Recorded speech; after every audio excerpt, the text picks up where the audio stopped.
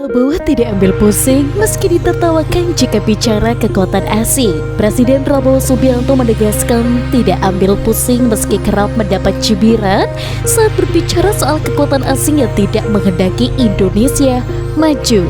Ia tidak memperdulikan hal tersebut. Prabowo menyampaikan sambutan dalam acara penyerahan hasil penyelamatan keuangan negara di Kejagung, Jakarta Selatan pada Rabu 24 Desember 2025. Prabowo awalnya menggambarkan dampak parah kebocoran, pengelolaan anggaran dan kekayaan sumber daya alam bagi suatu negara. Berkali-kali saya katakan, negara itu ibarat badan manusia.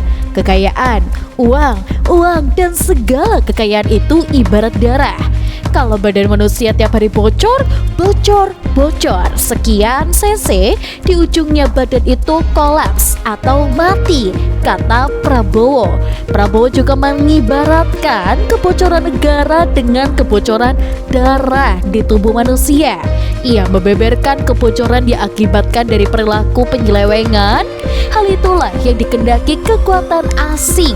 Negara sama, di ujungnya kekayaan kita ya bocor, dirampok, dicuri, laporan palsu, under invoicing, pejabat disogok, penyelundupan keluar, penyelundupan ke dalam.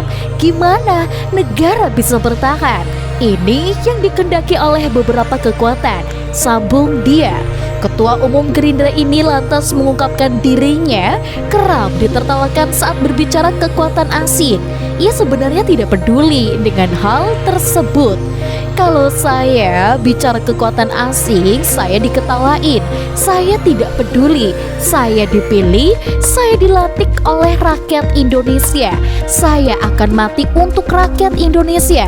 Bagi saya, mati untuk rakyat kehormatan bagi saya, kata Prabowo. Di dalam kegiatan tersebut, Prabowo menyaksikan penyerahan hasil penyelamatan keuangan negara dari penyalahgunaan kawasan hutan senilai 6,6 triliun di Kejaksaan Agung Jakarta. Sesungguhnya, kalau kita pelajari kerugian kita sangatlah besar.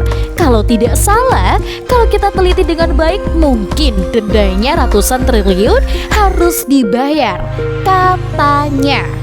Prabowo menyebut uang denda dan perampasan itu dihasilkan dari 20 perusahaan yang ingkar dari kewajibannya. Dia pun menegaskan bahwa pemerintah tidak main-main menindak para pihak yang melanggar aturan. 20 perusahaan ingkar tidak mau memenuhi kewajiban mereka. Yang bisa menyelamatkan hidupnya 100.000 di saudara-saudara kita, dan ini baru ujungnya, ucapnya. Meski begitu, Prabowo menyampaikan terima kasih kepada Satgas Penertiban Kawasan Hutan yang telah bekerja dalam menyelamatkan kekayaan negara. Prabowo mengapresiasi kerja tim Satgas tersebut yang terdiri dari beberapa unsur kementerian. Ia memahami di tiap kementerian ada saja oknum yang baik dan juga jahat. Terima kasih Satgas PKH. Terima kasih. Saudara, menurut saya adalah pendekar sejati. Kalian adalah patriot persatuan.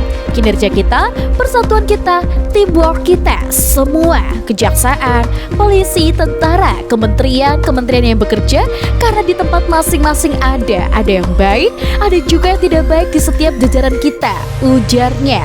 Prabowo menyebut sampai saat ini masih ada saja pihak yang hendak merusak dan merampok kekayaan negara. Ia menegaskan pemerintahannya terus melawan pihak-pihak yang nakal dengan hukum.